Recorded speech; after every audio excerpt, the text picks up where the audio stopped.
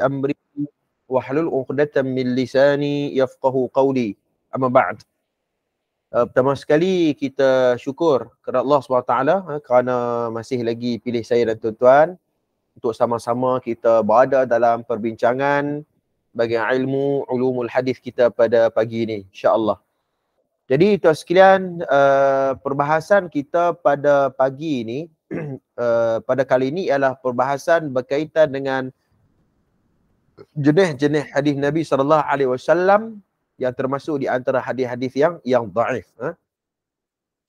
Kalau kita tengok dalam kitab-kitab ulum hadis yang lain, bab ni dia mengkategorikan iaitu pada bab fi ikhtilafi riwayatul hadis. Bab yang membicarakan tentang hadis-hadis yang ikhtilaf, yang bercanggah di antara satu sama lain. Jadi pada pagi ini kita akan bahas tentang jenis-jenis hadis yang ikhtilafi riwayatul hadis. Hadis yang bercanggah di antara satu sama lain. Kata Syekh Nuruddin Atir dalam Manhaju An-Naqdi fi Ulumul Hadis, di antara hadis-hadis yang termasuk pada bab ikhtilaf riwayatul hadis ni ada hampir 10 jenis. Antaranya adalah ziyadatu thiqat. Nanti kita akan belajar kalau ada dalam buku ni kita akan belajarlah. Yang kedua syadz wal mahfuz. Okey, kita akan jumpa al hadis munkar wal ma'ruf, hadisul mudharib, hadisul maqlub, hadisul mudarraj, hadisul musahhaf dan hadis muallal atau muallal. Hadis yang ada ilal, ada kecacatan, ya. Baik, jadi pada pagi ini kita masuk pada muka surat 115. Siapa yang ada kitab ni, ya. Pada muka surat 115 kita akan bahas berkaitan dengan hadisul munkar. Ya, hadisun munkar, al-munkaru. Baik, pada muka surat 115 ni tuan sekalian,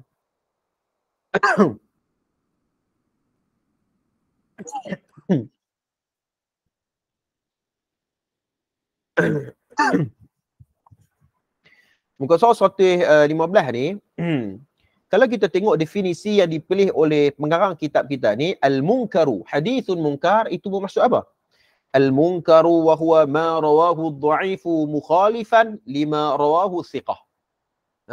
Hadis munkar itu ialah sanad hadis yang diriwayatkan oleh perawi yang lemah, dhaif, bertentangan dengan riwayat perawi yang thiqah. Itu dia punya definisi yang dipilih oleh para ulama. Hadisun munkar. Hadisun alladhi yarwihi dha'ifu mukhalifun thiqah. Yang hadis perawi itu perawi yang lemah, yang dhaif, dia bercanggah dengan perawi yang lebih thiqah. Itu maksud hadisun munkar. Baik. Lawan kepada hadis munkar ni disebut sebagai hadisun ma'ruf. Kalau orang kata apa lawan bagi hadis munkar? Lawan bagi hadis munkar dia hadisun ma'ruf. Hadisun ma'ruf. Baik. Apa maksud hadisun ma'ruf? Tulis sikit tuan-tuan dekat situ. Hadithul ladhi yarwihi as-thiqatu mukhalif ad-dha'if. Ataupun hadis yang diriwayatkan oleh thiqah dan bercanggah dengan perawi yang lemah. Dia lawan balik ya. Namun memang ada istilah khas, ya. Al-munkaru wal ma'ruf. Ya, hadithul munkar wa hadithul ma'ruf. Dia ada dua, bila sebut tentang hadis munkar ni. Wa kullu minhuma qad yakunu fi sanadi wa qad yakunu fil matan. Kata ulama, apabila bahas tentang hadis munkar ni, dia boleh terjadi kepada sanad dan dia boleh terjadi kepada matan. Tuan-tuan boleh ikuti perbincangan ni. Dia boleh terjadi kepada sanad dan dia boleh terjadi kepada matan. Baik. Kalau kita tengok buku yang kita pakai ni 115 ni, dia agak asas. Tapi kalau kita pergi dalam sikit, ya, sederhana dalam lah kan. Tapi dalam sikit. Apabila kita menyebut tentang hadis munkar ni, ikhtilafat ibarat al-ulama al-mustalah fi ta'rif al-munkar. Para ulama mustalahat ataupun ulama usul hadis ni mereka ikhtilafat, mereka berbeza pendapat apabila memberikan definisi hadis munkar. Mereka berbeza pendapat. Baik, pendapat yang pertama mengatakan bahawa di sisi para ulama mutaakhirin, ya, di sisi ulama mutaakhirin seperti Al-Hafiz Ibn Hajar Al-Asqalani dalam Nukhbatu Fikr wa syarhuha, dalam kitab-kitab syarahnya juga, wa ala hadha kathir min al-muhaddithin wa huwa alladhi istaqarra alayhi hadha al-istilah 'inda al-mutaakhirin. Baik, di sisi ulama mutaakhirin apabila memberikan definisi hadis munkar itu merujuk kepada definisi yang kita sebut tadi ni, iaitu apa? Hadis yang diriwayatkan oleh perawi yang lemah, bercanggah dan bertentangan dengan periwayatan ataupun perawi yang lebih thiqah. Itu definisi yang dipilih oleh ulama mutaakhirin yang lahir 300 tahun hijrah ke atas. Dan pendapat ini juga dipegang oleh Al-Imam Al-Hafiz Ibn Hajar Al-Asqalani dalam Nukhbatul Fikrnya. Nah, baik, itu pendapat yang pertama. Pendapat yang kedua, tuan-tuan sekalian, dipegang oleh ulama mutaqaddimin. Nah, ulama mutaqaddimin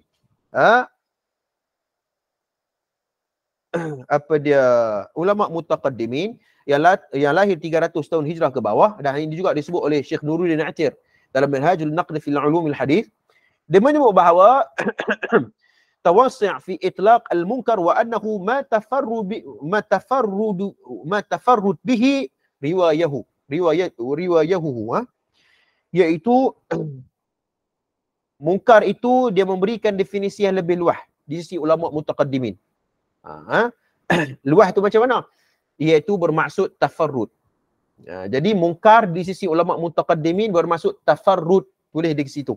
Tafarrud ni bermaksud apa? Iaitu bersendirian dalam meriwayatkan hadis Nabi sallallahu alaihi wasallam.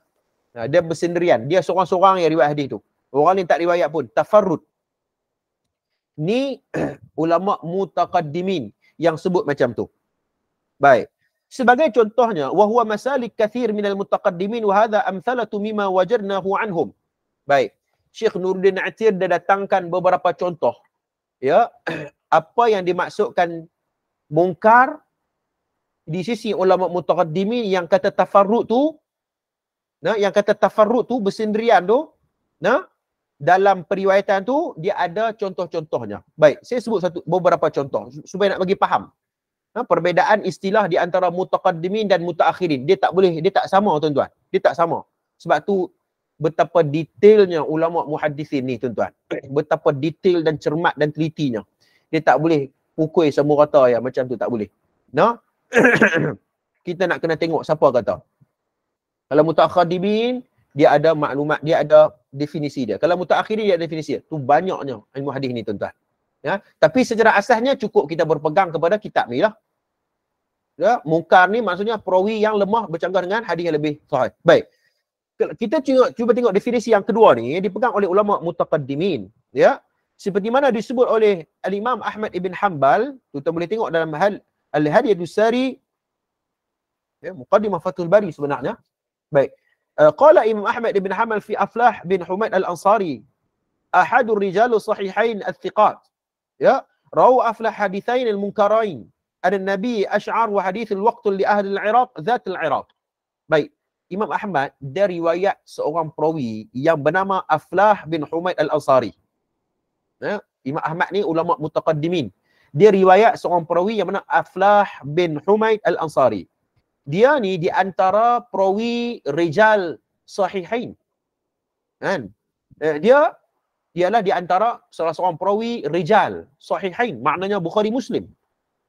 Imam Bukhari, Imam Muslim bawa masuk pada Aflah bin Humaid Al-Ansari ni sebagai seorang perawi. Dia sekalian. Tapi di sisi Imam Ahmad bin Hanbal, Imam Ahmad kata apa? Aflah hadithain al-munkarain. Aflah ni dia ni meriwayatkan dua hadis yang mungkar. Dua hadis yang mungkar. Yang pertama hadis tentang Ash'ar, ada Nabi Ash'ar. Yang kedua hadis tentang waktu li ahli al-Iraq, zat al-Iraq. Dua hadis ni. Dua hadis ni, tuan-tuan, Aflah bin Humaid Al-Ansari dinilai mungkar. Okey, kita tengok. Fasumya Imam Ahmad hadain hadithain al-munkarain li tafarrud Aflah beriwayatuhuma ma'a kaunuhu thiqah. Imam Ahmad ibn Hanbal dia kata Aflah bin Humaid ni dia ni mungkar kerana dia tafarrud. Dia hanya meriwayat, dia seorang yang riwayat dua hadis ni. Dia seorang ya. Orang ni tak riwayat pun, dia seorang yang riwayat. Kata Imam Ahmad, dia mungkar di sisi ulama mutaqaddimin. Namun ma'a kaunuhu thiqah, tapi dia thiqah. Pula dah. Tapi dia thiqah.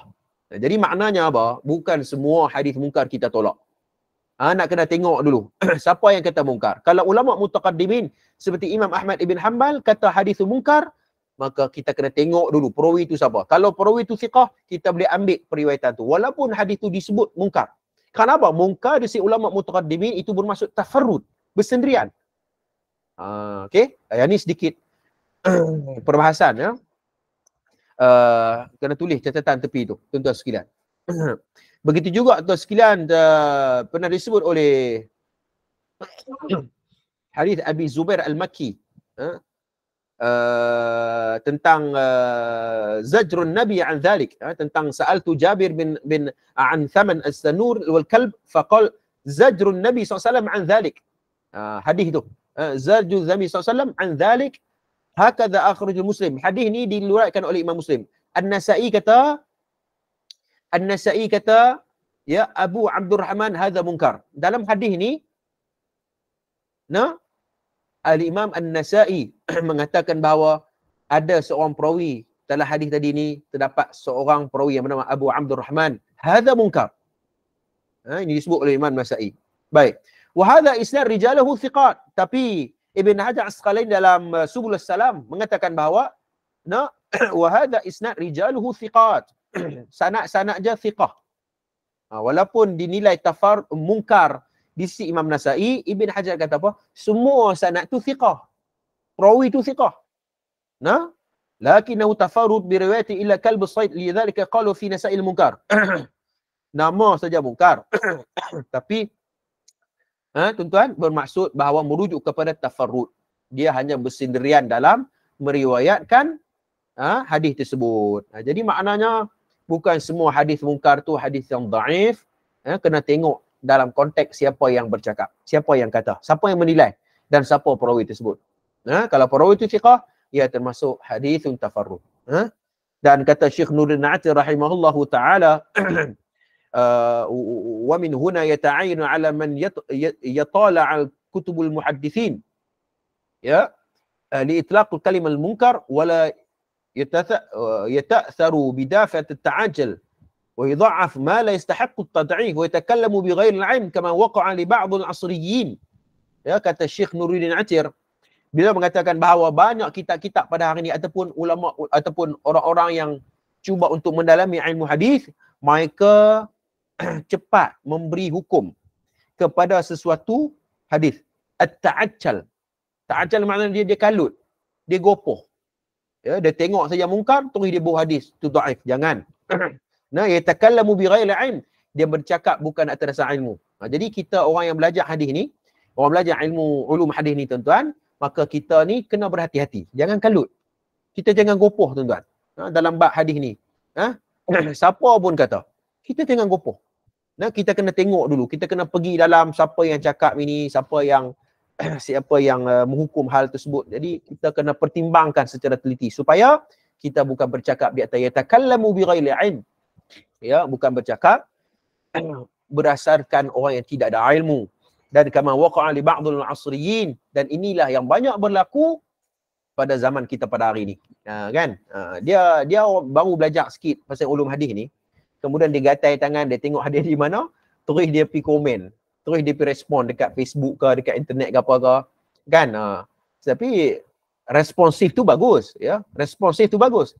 Tapi rupanya banyak lagi nak kena belajar. Banyak lagi kita nak kena tahu maklumat-maklumat tentang apa dia tentang perbahasan ulum hadis ni. Tapi bersifat responsif tu memang bagus. Kalau kita dapat pastikan hadis tu memang ada masalah dan sebagainya, kita kena cakap lah kan. Balighu anni walau ayah. Tapi kalau dalam perbahasan-perbahasan lebih mendalam, hal tu mesti kena rujuk kepada bidang dia ataupun kepada ahlinya. Baik, itu sedikit maklumat berkaitan dengan hadis. Hadithun munkar. Okey. Baru tang definisi dia.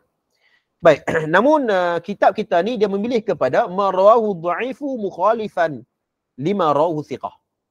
Perawi yang lemah bercanggah dan bertentangan dengan perawi yang lebih thiqah. Pengarang kitab kita dia ambil definisi yang dipegang oleh ulama mutaakhirin yang disebut oleh Imam Ibn Hajar Al-Asqalani. Baik, kita tengok tuan-tuan contoh hadithun munkar.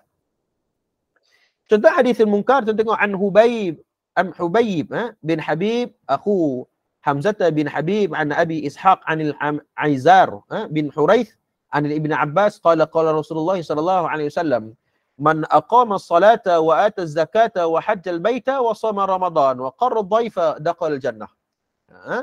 Yang bermaksud daripada Hubayb bin Habib, saudara Hamzah bin Habib, daripada Abu Ishaq, daripada Aizar bin Huraith, daripada Ibn Abbas berkata Nabi sallallahu alaihi wasallam bersabda, sesiapa yang menunaikan salat, menunaikan zakat, melaksanakan haji, berpuasa Ramadan, memuliakan tetamu akan masuk ke dalam syurga.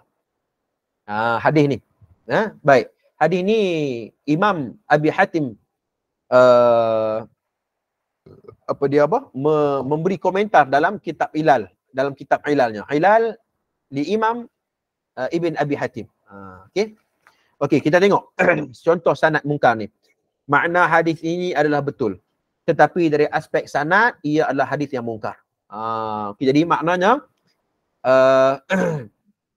sanad, dari sudut sanadnya masalah, tapi dari sudut matannya okey. Sebab tu kita kata bahawa kata Syekh Nur Utir, hadis mungkar ni boleh terjadi kepada fi sanad wal matan, pada sanad dan juga matan. Baik, pada sanad kita boleh tengok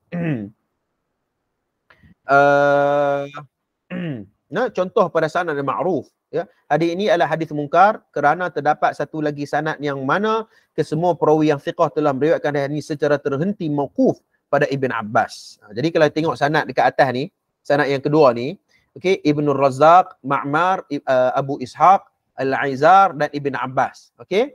Jadi sanad ni mauquf, marfu', mauquf, maqtu'. Mauquf ni adalah sanad tu dia terhenti dekat Ibn Abbas. Okey.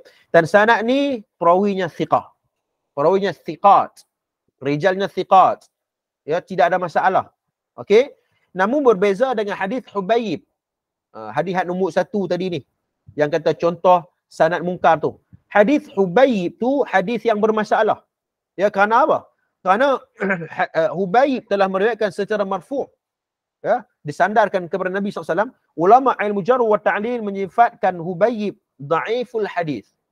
Dhaiful hadis, iaitu seorang yang lemah dalam meriwayatkan hadis dan perkataan-perkataan seumpama dengannya. Jadi maknanya ulama al-jarh wa ta'dil menilai Hubayb, ya, sebagai dhaif, lemah dari sudut periwayatannya. Jadi bila hadis Hubayb bercanggah dengan hadis Ibnu Razzaq, Ma'mar, Abu Ishaq dan Al-Aizar, ya, maka hadis tu dinilai hadisun munkar. Jadi hadisun munkar. Jadi kita tak boleh terimalah hadis munkar hadis nombor 1 tadi ni yang diriwayatkan oleh Hubayb. Ambillah hadis daripada Ibnu Razzaq tadi, ya, yang mana hadisun mahfuz ataupun hadisun ma'ruf. Kita boleh ikuti perbincangan ni. Mana kita kena ambil lah riwayat yang sahih tu. Buanglah hadis mungkar tu, tak payah pakailah. Okey. Pasal apa tuan-tuan? Sebab para ulama apabila menyebut tentang hukum bagi hadis mungkar ni,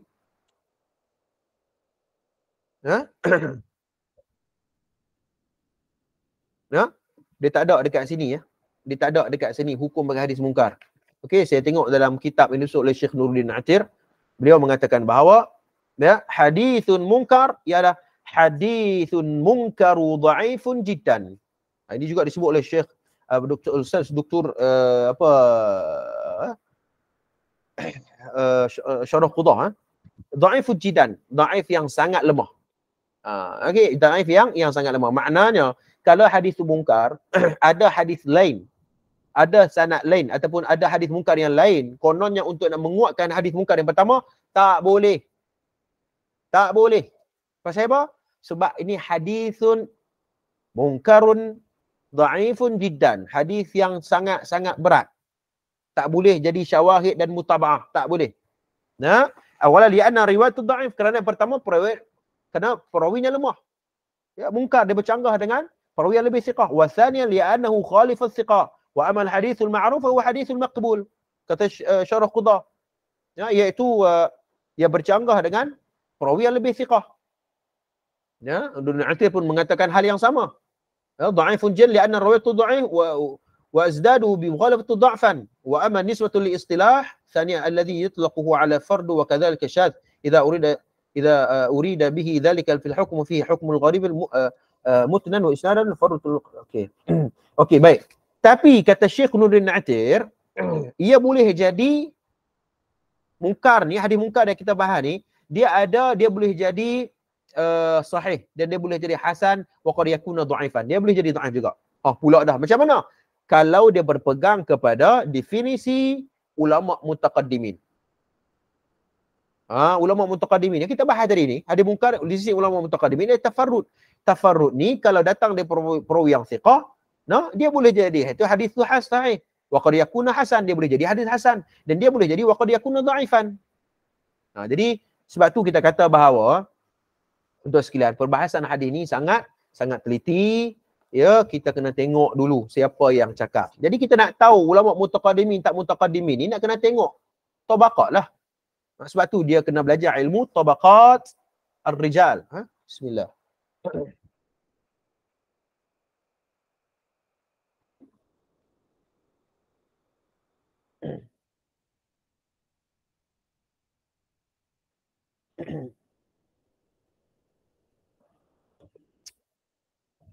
Ilmu tabaqat ar-rijal.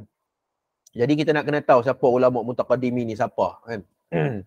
Jadi banyaklah kitab-kitab rijal ni, kan. Seperti mana kitab Taqribut Tahdzib, Tahdzibul Kamal, ya. Sirah Alamun Nubala, apa dia, Asalul Ghabah fi Ma'rifati Sahabah li Ibn Athir.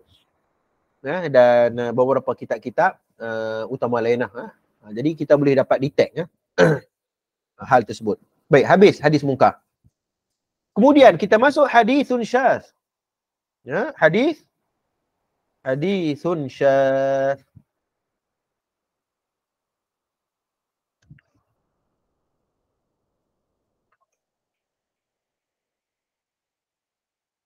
Baik, hadithun syadz. الشاذ هو ما رواه الثقة مخالفا لمن هو أوثق منه أو لجماعة من الثقات.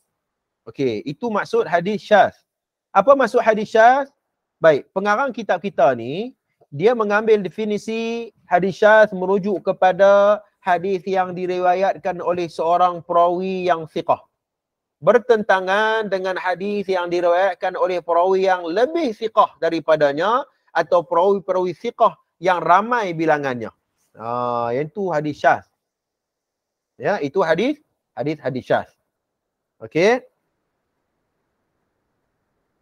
Jadi kalau kita tengok perbezaan di antara syadz dengan mungkar, senang ya.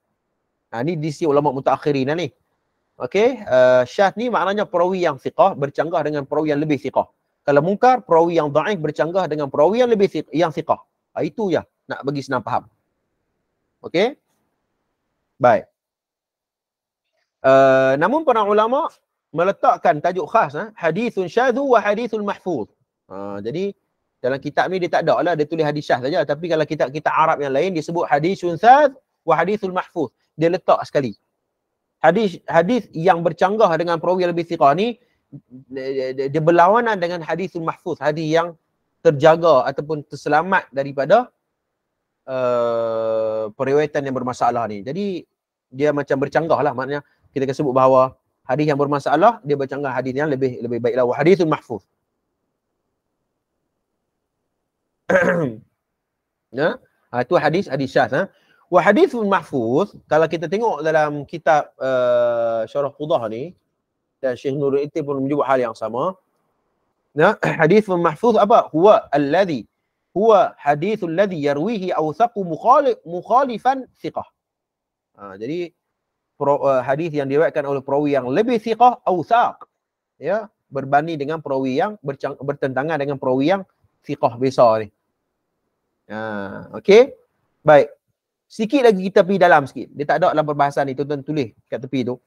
Wa thiqatu kama alimna huwa adlud dhabit.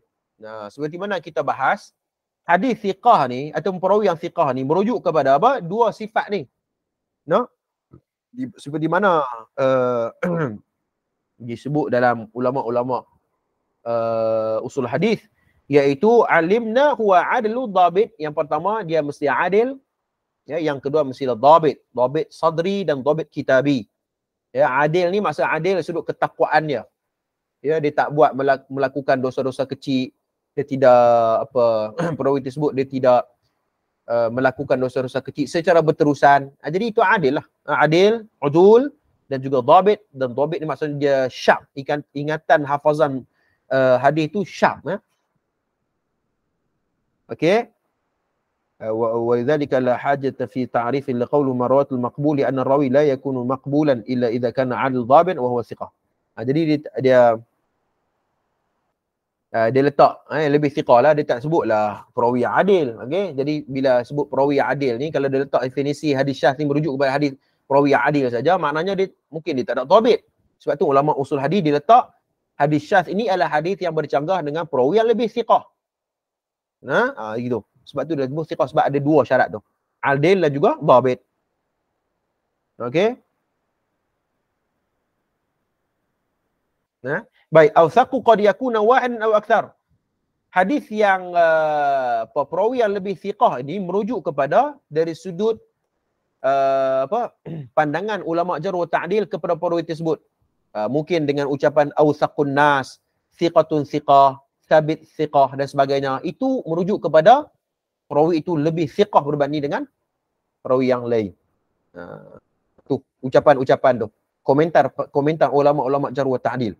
Pertama, yang kedua bermaksud apa?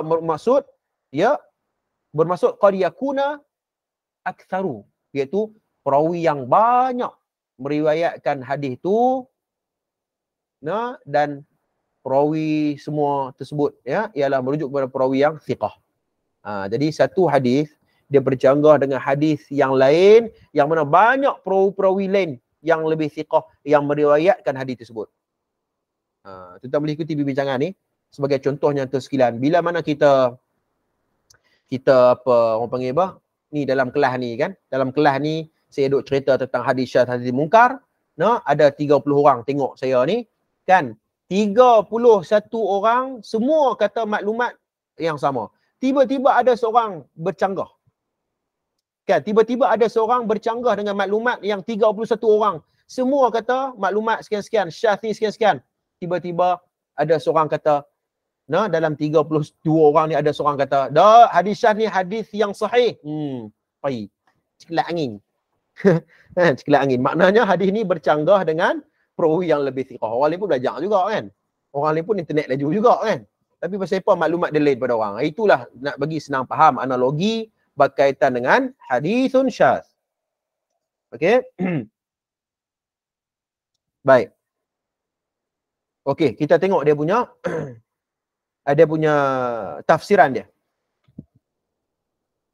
Okey. Hadisun syadz muka surat 117 ni, bahagian-bahagian pada hadis syadz ada dua. Kata ulama, syadz ni dia boleh berlaku kepada qad yakunu fi sanadi wa qad yakunu fil matan. Boleh berlaku kepada sanad dan boleh berlaku kepada matan. Baik. Kalau kita tengok contoh bagi sanad ni tuan-tuan, hadis haddatsana Hammad bin Zaid an Amru an Ausajah maula Ibn Abbas anna rajulan mata ala ahdi Rasulillah SAW wa lam yada' warithan ila maulan lahu huwa a'taqahu fa'atahu Nabi SAW mirathuhu. Hadis ini disebut dalam Sunan Al-Baihaqi dalam kitab sunannya. Baik. Kita tengok Hammad bin Zaid memberitahu daripada Amr bin Dinar daripada Ausajah murid Ibn Abbas radhiyallahu an bahawa seorang laki-laki telah mati pada zaman Nabi SAW tanpa meninggalkan ahli waris melainkan seorang hamba yang telah dibebaskan, maka Nabi memberikan harta warisan kepadanya hamba tersebut. Ini dalam bab faraid lah. Hadis ini dalam bab faraid. Baik, kita tengok apa yang syadnya. Hammad bin Zaid, tengok sanad yang syadz ni. Hammad bin Zaid adalah seorang perawi yang dikenali dengan kalangan ulama hadis dengan sifat adil dan ingatannya sempurna, dhabit. Hammad bin Zaid. Okey. Tetapi beberapa orang perawi lain yang juga thiqah telah meriwayatkan hadis yang sama dengan menyebut nama Abdullah bin Abbas sebagai perawi. Okey. Maknanya Hamad bin Zaid ni daripada sanad yang lain dia tak bersambung kepada Nabi. Maknanya dia tak menyebut, dia tak sandarkan kepada Ibn Abbas. Periwayatan tu tak ada, Ibn Abbas tu tak ada. Okey. Okey, selain daripada riwayat Hamad bin Zaid, Ibn Uyainah, ya, Ibn Juraij juga telah meriwayatkan hadis ini secara bersambung kepada Nabi SAW. Maka Hamad bin Zaid meriwayatkan secara mursal, iaitu tanpa menyebut Abdullah Ibn Abbas sebagai perawi. Jadi dia skip. Dia buang, dia buang perawi Abdullah Ibn Abbas. Jadi maknanya di sini periwayatan Hamad bin Zaid ni adalah syadz, hadithun syadz.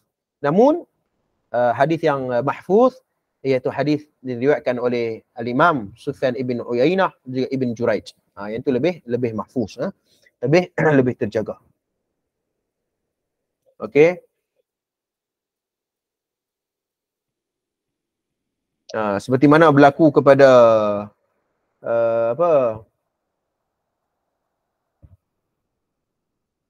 mislu syudzuz fi sanadi hadithun Juraij bin Shihab. Ya, okey.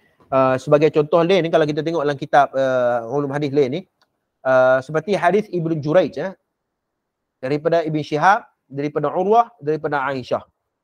Kana yab'athu 'ala an-nas man yakhrusu 'alaihim kurumahum wa thiyarahum. Okey. Hadis ni kana yab'athu 'ala an-nas man yakhrusu 'alaihim kurumahum wa thiyarahum ni, hadis ni waqala Tirmizi wa sa'altu Muhammad ay al-Bukhari. Jadi tuan-tuan, ada satu kitab dalam ilmu ilal ni, kalau kita pergi, saya cadangkan kalau siapa yang boleh bahasa Arab, tuan-tuan pergi ke Maktabah Syamilah sebab nak beli kitab-kitab Arab ni mahal tuan-tuan. Satu kitab saja hampir 100 ribu. Kan, saya pun dalam proses nak jual balik kitab-kitab yang berjilid, saya tu nak beli kitab-kitab yang bersifat jilid-jilid yang ringkas sikitlah supaya lebih kita mendalami kan dalam bidang kita kan. Tuan-tuan pergi dekat Maktabah Syamilah dalam bab subjek ilal, tuan-tuan akan jumpa satu kitab yang ditulis oleh Al-Imam Tirmizi, iaitu As-Su'alat At-Tirmizi lil Bukhari. Soalan-soalan yang ditanya oleh Al-Imam Tirmizi kepada Imam Bukhari. Soalan-soalan tu soalan kritikal. Soalan yang cerita tentang kecacatan yang terdapat dalam Sahih Al-Bukhari. Ni Imam Tirmizi tanya. Ana hadzal hadis faqala hadis Ibn Juraij ghairu mahfuz wa hadis Ibn Musayyib wa an Attab bin Asanid athbat wa asahhu. Okey. Satu hari Imam Tirmizi ditanya kepada Imam Bukhari tentang hadis Ibn Juraij yang saya baca tadi ni. Sanad daripada Ibn Juraij ghairu mahfuz, kata Imam Tirmizi. Kata Imam Bukhari, hadis Ibn Juraij ghairu mahfuz wa hadis Ibn Musayyib daripada Attab athbatu wa asah. Kata Imam Tirmizi, hadis yang diriwayatkan oleh Ibn Musayyib yang tu lebih asah dan athbat. Ini di antara perkara yang berlaku dalam As-Su'alat Tirmizi lil Bukhari. Jadi maknanya dari Imam Bukhari ni bukan letak saja, itu kena tengok jugalah metodologi manhaj Imam Bukhari dalam letakkan hadis tu. Hadis usul, hadis furu' apa semua tu, itu bukan perbahasan kita pada pagi ni ya. Cuma kita nak sebut bahawa itu yang berlaku, soalan-soalan ditanya oleh para ulama. Seperti Imam Darul Qutni tanya kepada Imam Bukhari, ada juga Su'alat Darul Qutni lil Bukhari. Ada juga soalan-soalan tu. Baik, habis yang tu nah. Okey, itu pada sanad. Baik. Imam Abu Hatim Ar-Razi, seorang pakar dalam ilmu jarh wa ta'dil, muka surat 118, ia telah memilih riwayat Ibn Uyainah sebagai riwayat al-mahfuz, sementara hadis yang diriwayatkan oleh Hamad bin Zaid dikenali sebagai syadz. Seperti mana kita sebut dalam buku kita ni, muka surat 118. Okey, itu tentang syadz pada sanad. Okey. Kita tengok juga syadz pada matan. Macam mana berlaku bersyadz pada matan? Okey, tengok muka surat 119. Hadithun Huzail bin Shurahbil 'anil Mughirah rawahu bil lafzi anna Rasulullah SAW masaha 'alal jarabaini wan na'lain. Ya. Dalam hadis Huzail bin Shurahbil daripada Al-Mughirah, beliau meriwayatkan dengan lafaz sesungguhnya Nabi SAW menyapu atas tukin dan sepatu. Nabi sapu ayak semayang ni atas tukin dan juga kasut Nabi saja. Ini disebut dalam riwayat Abu Daud dalam sunannya. Baik. Hadis ni tuan sekalian,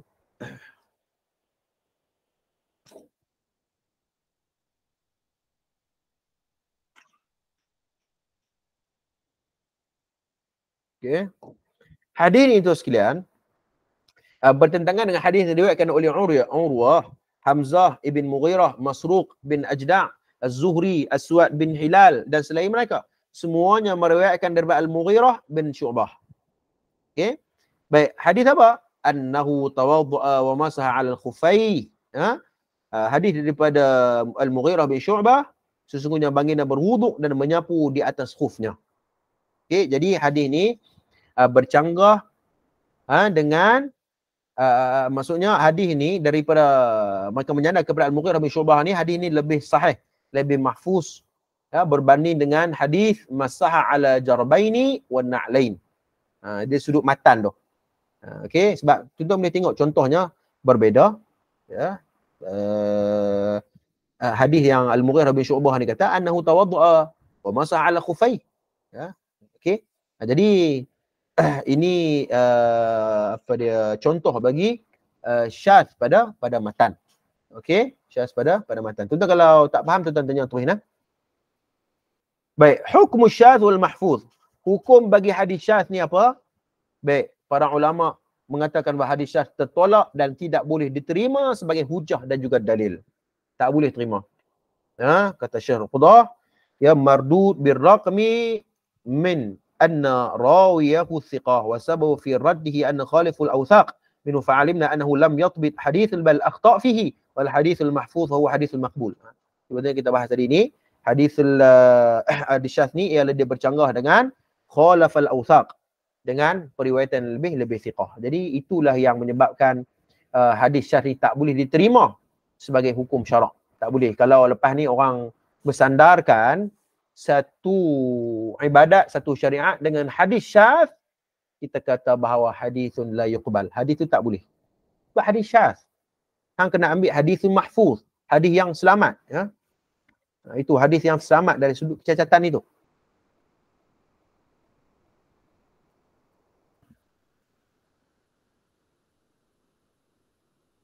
Okey.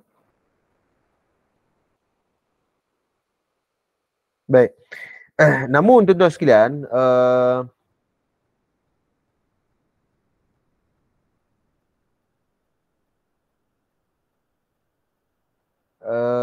okey ya.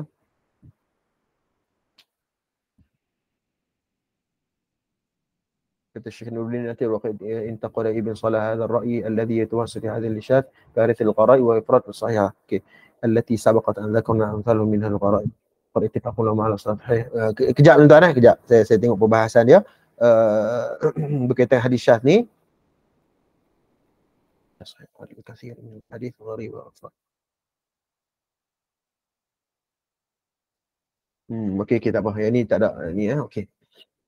Okey, okey, itu dulu yang kita nak kena faham bahawa hadis syadz ni hadis yang tidak boleh diterima sebagai hujjah dan sebagai dalil. Okey, muka surat 120 ni kita boleh tengok perbezaan di antara hadis syadz dan hadis mungkar. Sebenarnya saya sebut tadi ni dia sebut perawi, syadz ni dia thiqah, dia bercanggah dengan perawi yang lebih thiqah. Ya, mungkar hadis dhaif, perawi yang dhaif bercanggah dengan hadis yang thiqah. Isunya bertentangan lebih thiqah. Okey. Mungkar bertentangan dengan hadis thiqah. Okey, itu saja. Okey, tak ada apa. Muka surat 120 nah. Okey, muka surat 121 hadis mudraj. Okey, kita akan masuk hadisun mudraj. Apa maksud hadisun mudraj? Okey. 169. Okey, hadisun mudraj. Apa maksud hadisun mudraj? Huwa ma udkhila fi sanadihi aw matanihi ma laysa minhu bi tariqatin tuhimu annahu minhu. Ya. Hadithun mudraj ialah hadis yang terdapat pada sanad atau matannya bentuk-bentuk tambahan luaran yang tiada pada asalnya seolah-olah ia sebahagian daripada sanad dan juga matan. Jadi dia tambah. Hadis tak cakap macam tu pun tapi dia tambah kata mendatu hadis. Itu. Nah. Okey. Ma'urul hadis wa laysa minhu annahu. Okey. Kata ulama, pasal apa hadis ni berlaku? Hadis mudraj ni berlaku pasal apa? Ada dua kata. Kata ulama ada dua sebab. An takuna ziyadatu laysat minal hadis. Ada yang mengatakan bahawa berlakunya mudrat ni tambahan daripada perawi. Maksudnya mungkin fatwa, mungkin pendapat perawi. Tapi itu bukan hadis. Macam saya contoh, macam saya duk berceramah ni kan, saya duk berkuliah ni, saya kata sekian, kemudian ada seorang dia pergi habaq dekat kawan dia, dia kata, Ustaz Ihsan habaq sekian. Padahal saya tak habaq pun. Itu pendapat dia. Lalu kita kata bahawa dia telah melakukan mudraj pada matan.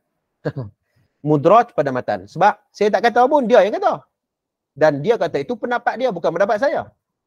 Jadi macam tu. Mudraj ni macam tu. Kata ulama, antakuna ziyadatu laysat minal hadis. Mungkin fatwa dia, mungkin pendapat dia. Tapi itu bukan hadis. Ya. Antakuna riwayatu tuhimu bi anna ziyadati minal hadis. Perawi itu dia waham. Dia tak tahu nak beza antara hadis dan juga periwayatan daripada perawi yang lain. Dia tak tahu, dia tak mampu nak beda di antara mana satu apa orang panggil benar-benar matan itu hadis Nabi ataupun hanya pendapat seseorang saja. Riwayat yang tuhimu, yang waham, yang waham. Baik. Para ulama membahagikan aqsamul mudraj, pembahagian bagi hadis mudraj ni terbagi kepada dua. Yang pertama, mudraj fi sanad, yakni mudraj pada sanad. Yang kedua, mudraj pada matan. Okey, mudraj pada sanad dan juga mudraj pada matan. Okey ya. Okey. Kata Syarah Qudah mengatakan bahawa rubama kana idratu fi awal matan atau fi wasl matan wa huwa qalil. Dia kata mudraj pada matan ni, betul. Mudraj pada matan ni, kata Syarah Qudah, pada berlaku kepada awal, pada pertengahan ni sikit je. Sikit. Tapi yang selalunya fi akhir matan wa huwa ghalib, tapi selalunya berlaku kepada akhir matan hadis. Selalunya macam itulah kan, bila disebut hadis kemudian dia sebut pendapat dia, kemudian perawi selepas tu dia ingat hak pendapat tu, dia ingat itu termasuklah hadis. Jadi dia pun riwayat semua. Perawi tu dia riwayat sekali dengan pendapat sahabat sebagai contohnya macam tu. Jadi selalunya terjadi kepada fi akhiril matan, pada akhir matan. Baik. Sebelum kita tengok contoh mudraj ni tuan-tuan, kita nak kena tengok apa perbezaan di antara ziyadatus thiqah dan juga al-mudraj. Apa perbezaannya? Kan? Kau sama aja. Ziyadatus thiqah ni maksudnya macam tu. Dia tambah pendapat dia dalam hadis. Dia tambah pendapat dalam hadis. Hadis tu takat tu ya, tapi dia tambah. Kata ulama, al-farqu bainal mudraj wa ziyadatus thiqat qal yaltabisu mudraj al-matan wa ziyadatus thiqat. Walatafiq bainahuma yumkin qaul ziyadatu la takuna illa min al-thiqah. Baik. Ziyadatu thiqat iaitu tambahan oleh seorang perawi itu iaitu dia tidak berlaku hanyalah melainkan perawi itu thiqah. Illa min thiqah. Sebab tu orang panggil ziyadatu thiqat, tambahan daripada seorang perawi yang thiqah. Okey? Wa bainal mudraj yakuna min thiqah wa dha'if. Tapi hadithul mudraj ni okey, bila berlaku penambahan dalam matan ataupun sanad, ia boleh berlaku sahih ataupun thiqah, dia boleh berlaku kepada perawi yang dhaif. Kita boleh nampak ada pembincangan ni? Okey, kita boleh nampak ada pembincangan ni, perbezaan di antara ziyadatu thiqat dengan mudraj. Mudraj mungkin perawi itu thiqah ataupun dhaif. Ziyadatu thiqat, perawi itu confirm perawi yang thiqah tapi ditambah. Ini disebut dalam kitab ni lah, Minhajul Hadis fi kitab Naqdul Minhaj Naqdul Hadis ni, iaitu berkaitan dengan fi ikhtilaf riwayat al-hadis, tentang hadis-hadis yang bercanggah ni. Canggah. Jadi termasuklah ziyadatul thiqat dengan hadis mudraj. Okey. Baik. Hadis mudraj. Kita tengok mudraj pada matan. Contohnya muka surat 121. Okey. Mudraj pada matan rawahu Abu Qatan wa Syababah an Syu'bah an Muhammad bin Ziyad, okay, an Abi Hurairah an Nabi sallallahu alaihi wasallam qala asbiqul wudu'a wailun lil aqabi minan nar. Abu Qatan dan Syababah meriwayatkan daripada Syu'bah, daripada Muhammad bin Ziyad, daripada Abu Hurairah, daripada Nabi sallallahu alaihi wasallam, sesungguhnya sempurnakan wudu, nerakalah bagi orang yang tidak menyempurnakan sehingga ke buku lali. Okey. Ini disebut dalam sebenarnya dalam Sahih Al-Bukhari juga. Baik. Kalimat asbiqul wudu. Okey, kalimat asbiqul wudu merupakan kata-kata tambahan Abu Hurairah. Tambahan Abu Hurairah. Abu Hurairah tambah asbiqul wudu tu sebenarnya nak apa dia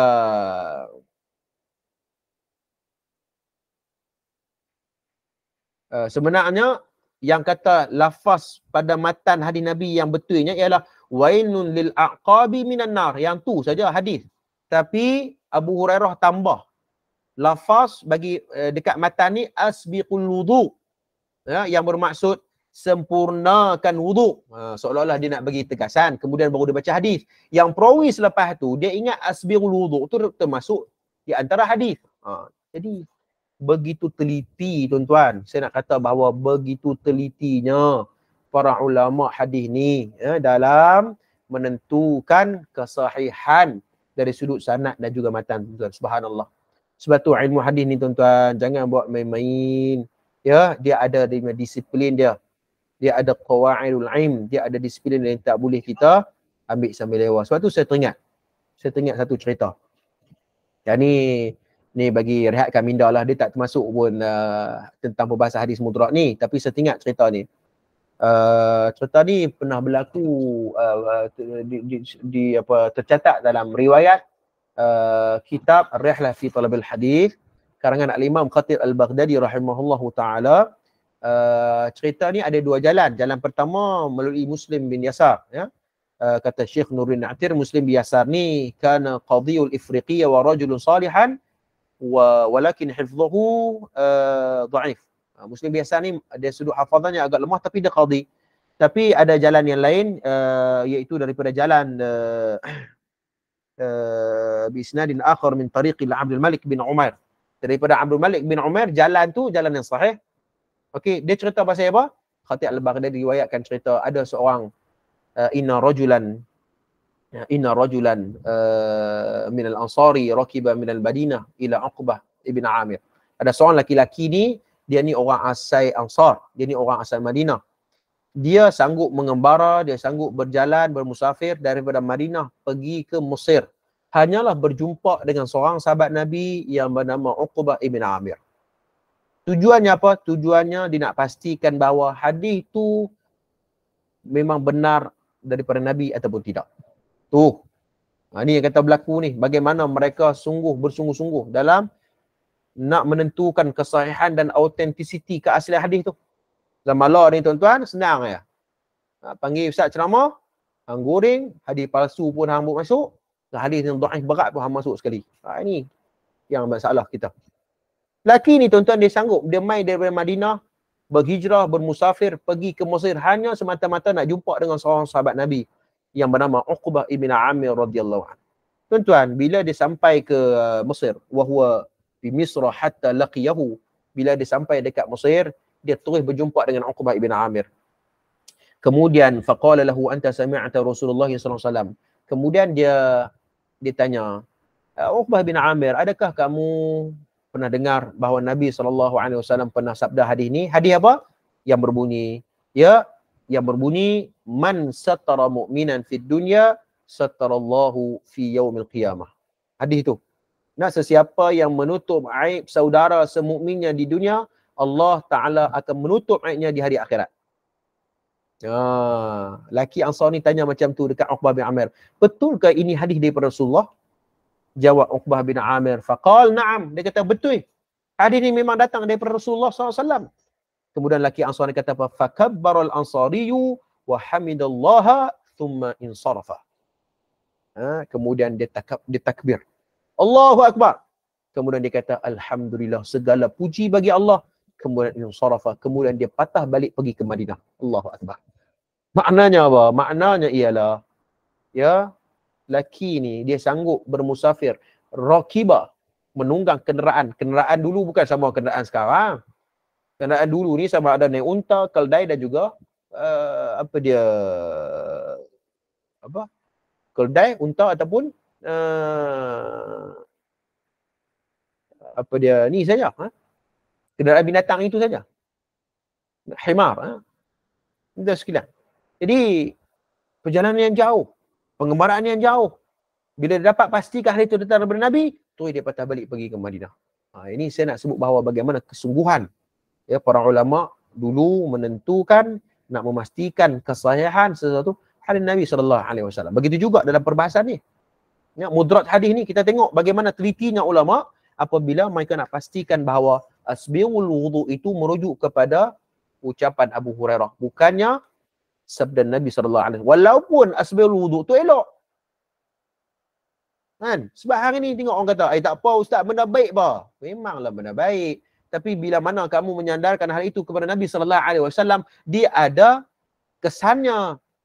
Sebab tu baru ni ada orang tanya, ustaz, kenapa hadis dia ada hadis maudhu'? Pasal apa tafsir tak ada tafsir maudhu'? Kan? Bukan tafsir maudhu'i. Disebut hadis tafsir maudhu'. Tafsir apa tak ada? Kan? Ada jawapan tak tuan-tuan? Okey? Kan? Sebab apa? Sebab apa ada hadis maudhu'? Kenapa tak ada tafsir maudhu'? Sebab hadis maudhu' ni mereka menyandarkan hadis itu kepada Rasulullah. Jadi bila sandarkan kepada Rasulullah, maka kita nak kena pastikan bahawa hadis itu benar-benar datang daripada mulut Nabi sallallahu alaihi wasallam ataupun perbuatan Nabi ataupun iqrar Nabi. Namun dalam tafsir ni, nama pun tafsir. Nama pun tafsir. Yang menafsirkan itu ialah manusia. Betul tak tuan-tuan ni? Tuan-tuan boleh ikuti perbincangan ni. Yang menafsirkan itu adalah manusia. Ya, bukannya Allah yang menafsirkan itu. Ulama yang menafsirkan, manusia yang menafsirkan. Jadi bila ulama yang menafsirkan, ia terdedah dengan salah ataupun betul. Nah, samalah juga tafsir Quran ni merujuk kepada kitab syarah-syarah hadis. Okey, syarah-syarah hadis boleh jadi betul dan boleh jadi salah. Tapi selalunya ulama-ulama yang besar ni, selalunya kalau mereka mensyarahkan, selalunya betul lah. Tapi ada benda-benda yang kita tak boleh nak kata semua betul. Sebab manusia yang mensyarahkan hadis tersebut. Jadi maknanya begitu. Ya, apabila kalian menyandarkan hal itu kepada Nabi SAW, maka dia ada disiplinnya yang kita nak kenal pastikan bahawa hadis itu memang benar daripada junjungan besar Nabi Muhammad SAW. Nah, baik, habis. Mudrat pada matan. Mudrat pada sanad, kalau kita tengok,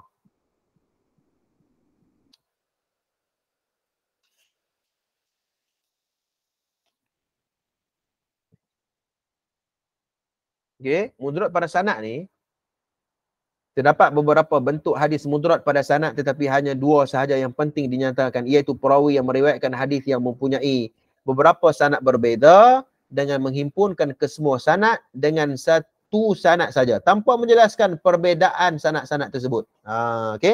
Okey, contohnya tengok muka surat 123 ni, dia dah agak pening sikit tapi tak apa, kita pergi satu-satu nah.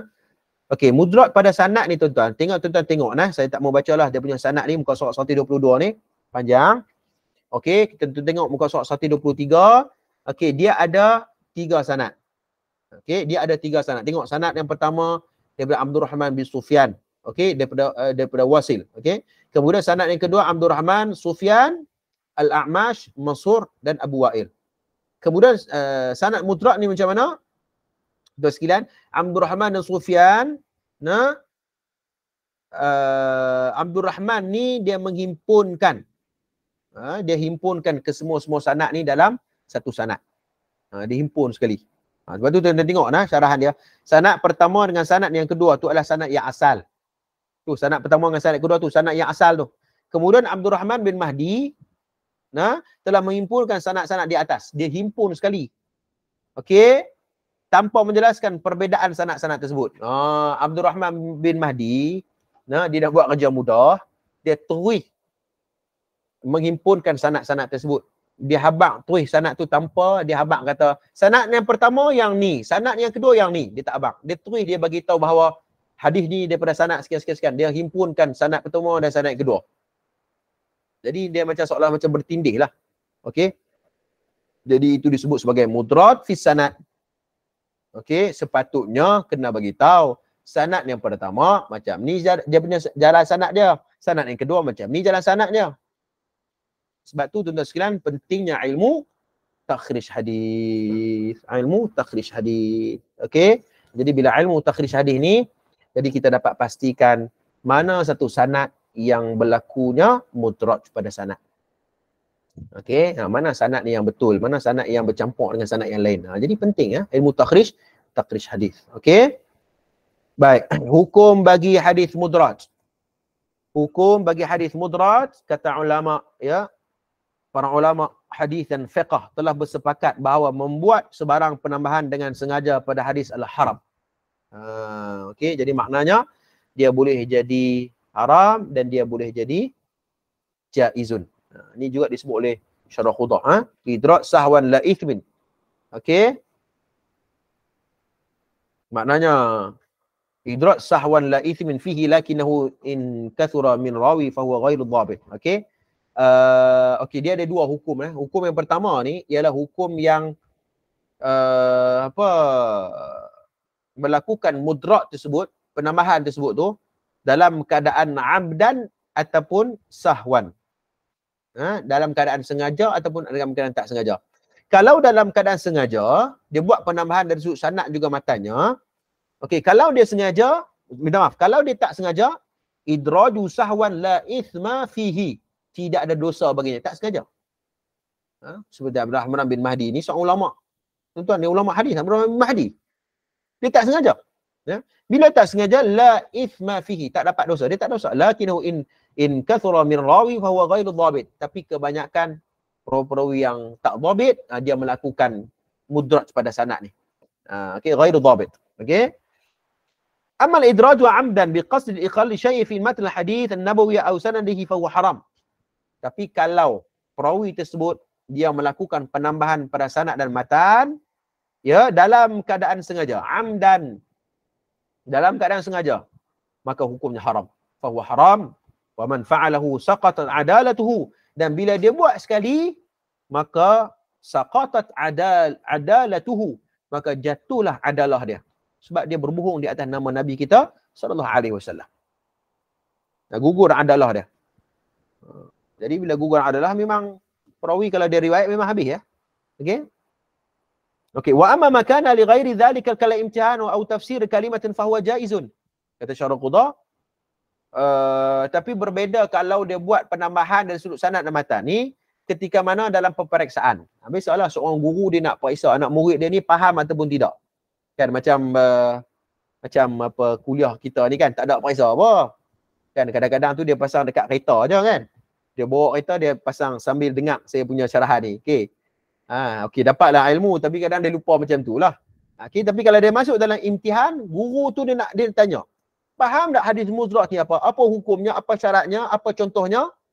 Jadi kadang-kadang guru ni dia buat penambahan supaya anak murid ni dia dapat beza di antara hadis ni mudraj ataupun tidak. Jadi kata ulama, kal imtihani boleh.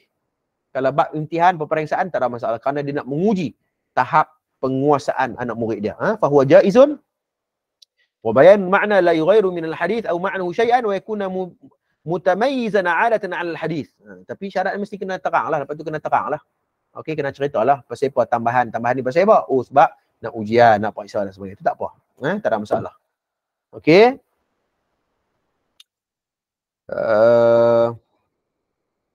Imam Zuhri dan ulama hadis lain telah melakukan hal yang demikian. Imam Zuhri pun buat. Okey.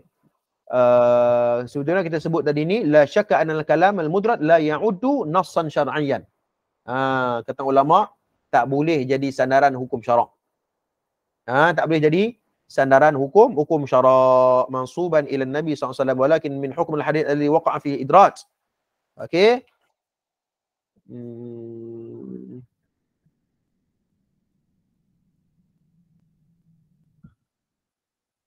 Okey nah.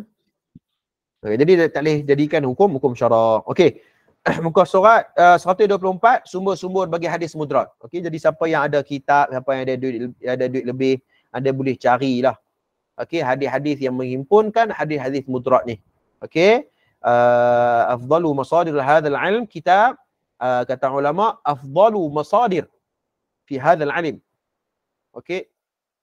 Kitab yang terbaik untuk kita rujuk bagi perbahasan hadis mudraj ni ialah kitab apa al-faslu lil wasli wa al-mudraj fi naqli, karangan Khatib Al-Baghdadi rahimahullahu taala yang wafat sekitar 463 Hijrah. Okey, begitu juga kitab Taqribul Minhaji bitartibul mudraj li Ibn Hajar Al-Asqalani rahimahullahu taala yang wafat sekitar 852 Hijrah. Ini pun bagus ya.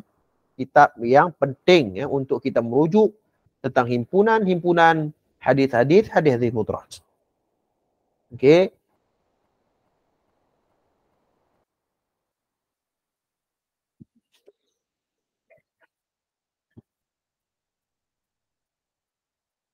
Ya, hadisul mudraj. Okey. Okay, kita nak buka soalan ke ataupun kita nak pergi satu lagi hadis maklum?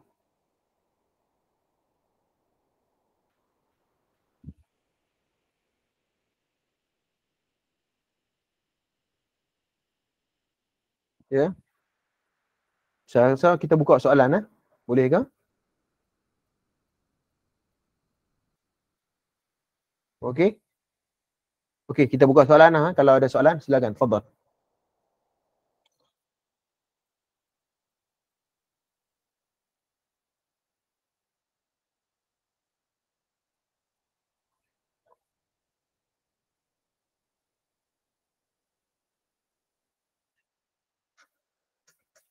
Bismillah.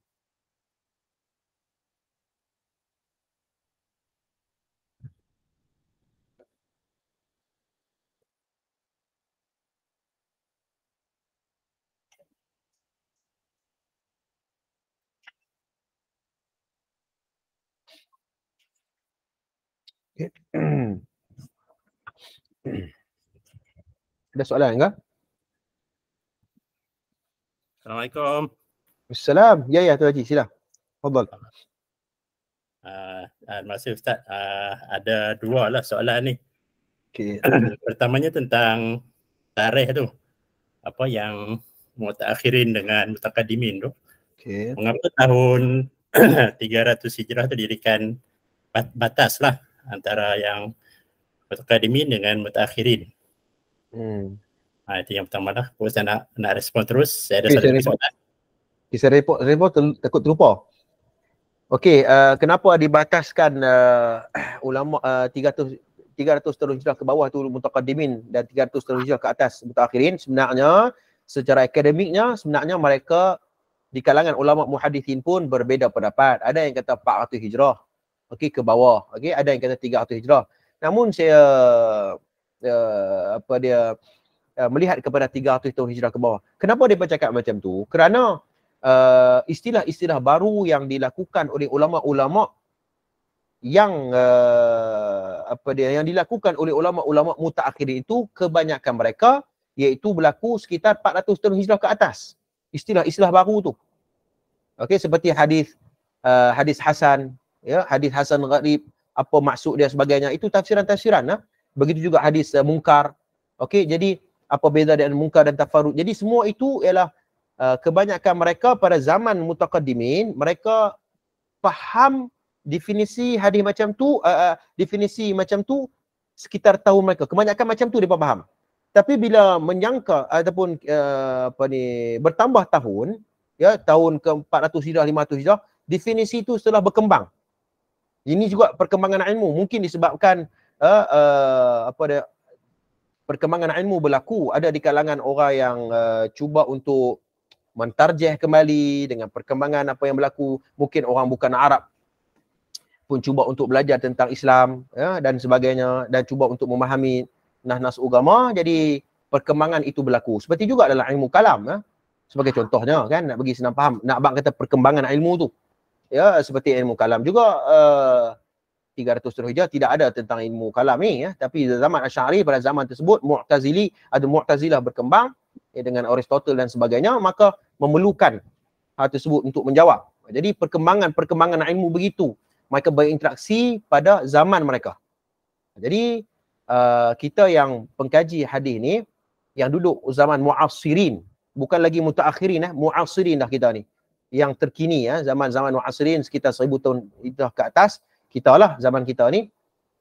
Maknanya kita kena teliti lah. Selain daripada kita berpegang kepada definisi dipegang oleh ulama mutaakhirin, ya, namun jangan kita lupa tentang konteks yang disebut oleh ulama mutaqaddimin. Wallahu alam. Okey. Yang seterusnya Ustaz tentang istilah-istilah lah dalam ilmu hadis ni yang mungkinlah pada orang awam mungkin mengelirukan lah. Sebagai contohnya hadis mungkar tu. Okay. Istilah hadis mungkar. Kalau mungkin orang awam ni mungkin dia keliru, kita mungkar ni mungkin tertolak terus lah, kata dhaif lah kan. Yeah. Sebabnya kalau dalam Al-Quran kata mungkar ni memang negatif lah. Jadi mengapa contoh yang lain hadis saya terlupa contoh lain. Tapi untuk orang awam mungkin mengelirukan lah. Jadi mengapa istilah ni digunakan istilah yang sebegini lah. Betul. Sebab tu saya kata tadi ni dia ada kena konteks zaman tu. Konteks zaman tu digunakan macam tu. Okey, nak kata sebab tu ini pengkaji hadis dia kaji. Okey, istilah mungkar pada zaman pada zaman Imam Ahmad bin Hanbal sebagai contohnya, istilah tu tak banyak lagi. Okey. Jadi sebab tu bila mungkar ni dia termasuklah hadis tu tafarrud. Okey, termasuklah hadis tu gharib. Termasuklah hadis tu mungkar sendiri menurut definisi ulama mutaakhirin. Jadi maknanya dia agak menyeluruh. Dia tak terperinci. Jadi ulama-ulama mutaakhirin ni dia perincikan lagi. Boleh faham tak Tuan Rashid? Dia lebih mendalam lagi. Maknanya bukan mendalam. Dan dulu pun dalam juga. Tapi sekarang ni nak bagi orang-orang kita nak bagi senang faham ni, dia perincikan lagi. Jadi bila perincikan lagi, dia bahagikan, okey hadis ni hadis mungkar, okey macam ni kefahamannya, hadis tafarrud ni kefahamannya, hadis gharib ni kefahamannya. Jadi ulama-ulama mutaakhirin ni dia buat perincian supaya kita dapat membedakan. Okey, dapat membedakan di antara ni golongan ni macam ni, hak ni hadis ni macam ni. Jadi macam tu. Tapi kita kata bahawa kita lah banyak kerja sikit nak kena hafal banyak istilah tu. Tapi sebenarnya ia memudahkan kita sebenarnya untuk kita memahami istilah-istilah digunakan oleh ulama-ulama ni. Dulu mana ada hadis mudharib, hadis tidak ada istilah-istilah itu. Ulama mutaakhirin yang buat. Tetapi perbezaan ini penting untuk dia membedakan. Sebab tu juga kalau tuan-tuan ingat perbahasan berkaitan dengan definisi hadis sahih dengan hadis kalau tuan-tuan ingat hadis sahih definisi hadis sahih. Definisi hadis sahih. Ada ulama dia habaq seperti Imam Ibn Salah dalam Muqaddimah ada 5 syarat kan? Ada 5 syarat. Okey, ada sebagian ulama kata syah dengan ilah ni sekali je. Tok Saduk sebutlah, Tok Saduk kata hadis sahih ni iaitu tiada syah tiada ilah. Sekalikan saja. Ibn Salah dan Ibn Hajar kritik definisi tu. Kata apa? Tak betul, tak boleh kita sekalikan. Okey, sebab ilmu sudah berkembang. Orang nak tahu apa perbezaan di antara syah dan ilah, apa perbezaan? Ada perbezaannya. Jadi macam tu, perkembangan ilmu tu. Perkembangan ilmu tersebut yang menyebabkan definisi yang baru yang direka oleh para ulama sebenarnya untuk memudahkan kita lah. Sebagai kalau dia benar-benar untuk dia mendalami sesuatu mustalahat dalam ilmu. Tapi tak sama tu sekalian. Tak sama istilah yang digunakan oleh ulama hadis dengan mustalahat yang digunakan oleh ulama fiqh. Tak sama. Sebab tu kalau hang alim dalam ilmu fiqh, belum tentu hang alim dalam ilmu hadis. Dia ada mustalahat khas. Tak sama tuan-tuan. Sebab tu baru ni ada kawan saya dia mengaji bahasa Arab. Dia mengaji bahasa Arab. Kalau tanya bab nahwu surah ni memang tanya dia lah, memang hebat lah. Okey? Tapi dia nak buat gaya bahasa Arab, gaya terjemah gaya bahasa Arab tu dengan definisi hadis. Memang tak boleh lah. Ya, dia nak ajak ke semuanya. Walaupun dia pakar bahasa Arab, dia tahu nasaraf, baris dan sebagainya. Tapi hang juga nak mengaji hadis ataupun nak mengajar hadis. Sabar dulu, nak mengajar hadis ni nak kena tahu istilah dia, mustalahat dia, perbezaan ulama syarah. Sebab tak sama mustalahat di sisi ulama ahli lughah, ahli fiqh dan ulama muhaddisin. Ya, wallahu a'lam, begitu. Yang terakhir Ustaz kalau boleh lagi. Okey, silakan. Tentang sanad Ustaz, sanad hadis ni. Selepas kita hadis ditulis selepas tahun 300 Hijrah lah agaknya, masih ada lagi tak sanad ini? Contohnya saya belajar hadis ni, sanad saya Ustaz Ihsan Bukhari ada. Masih wujud juga sanad ni selepas kitab-kitab hadis ini ditulis. Okey.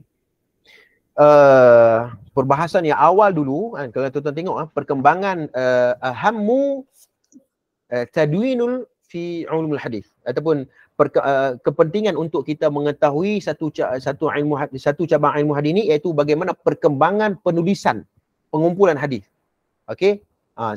Jadi tuan-tuan sekalian, kalau kita tengok sejarahnya, kita katakan bahawa cukuplah kita berpada dengan sanad-sanad yang telah dihimpunkan oleh ulama-ulama muhaddisin kita.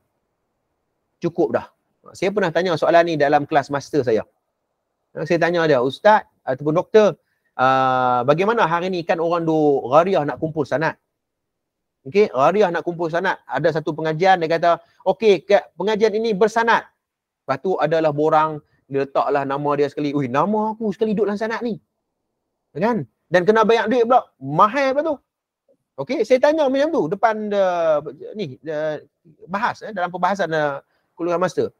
Dia jawab, saya kata saya setuju pendapat tersebut. Dia katakan bahawa cukup pada zaman kita pada hari ini, okey, bukan kita menolak ke semua sanad tersebut, tetapi kita mengambil hanyalah sekadar meraihkan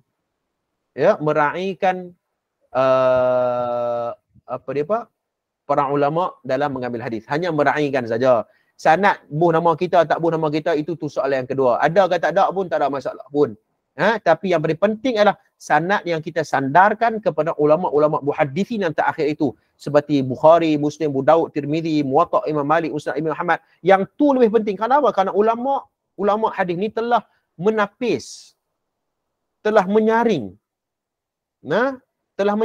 Jadi kita tak payah buat kerja teruk dah. Kita cukuplah kita berpada dengan sanad yang telah ditapis oleh ulama-ulama muhaddisin kita, seperti Bukhari, Kutubus Sittah, Kutubus Tis'ah tu. Cukup dah. Jadi begitu. Adapun kalau buh nama kita, macam mana Ustaz Lin semua doa abang lah, daripada hari itu jadi sahih, buh nama kita jadi tu'aif tu. Sebab kita dengan cepat lupa dan sebagainya. Jadi saya nak respon begitu. Jadi ada ataupun tidak kitab-kitab hadis telah dihimpunkan? Sebenarnya ada, tetapi mereka hanya menyandarkan kepada Bukhari, Muslim juga, ataupun Kutubus Tis'ah juga. Kan hari ni ada ustaz-ustaz seperti Dr. Sanusi kan, pensyarah Yusim hadis. Dia tulis, dia himpunkan hadis, 40 hadis. Sekejap tuan, bateri nak habis. Sekejap.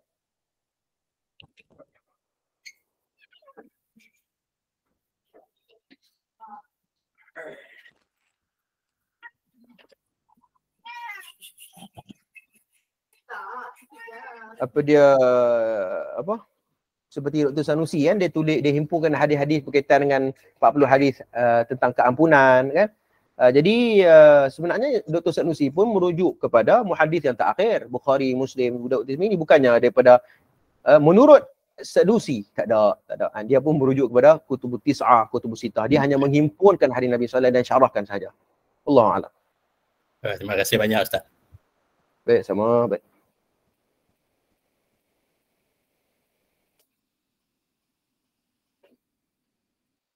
Okey, ada lagi ke? Kalau tak ada, kita berhenti ya. Okey, kalau tak ada apa, terima kasih semua. InsyaAllah kita jumpa lagi pada malam esok, okey, berkaitan dengan kitab kisah-kisah tidak sahih di meja bicara. Wallahu a'lam. Qul qawli hadza wa astaghfirullahal azim li wa lakum. Assalamualaikum warahmatullahi taala wabarakatuh.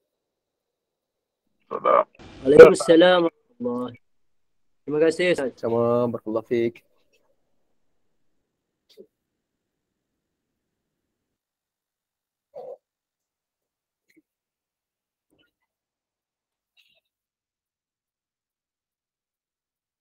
Afwan, barakallahu fiik.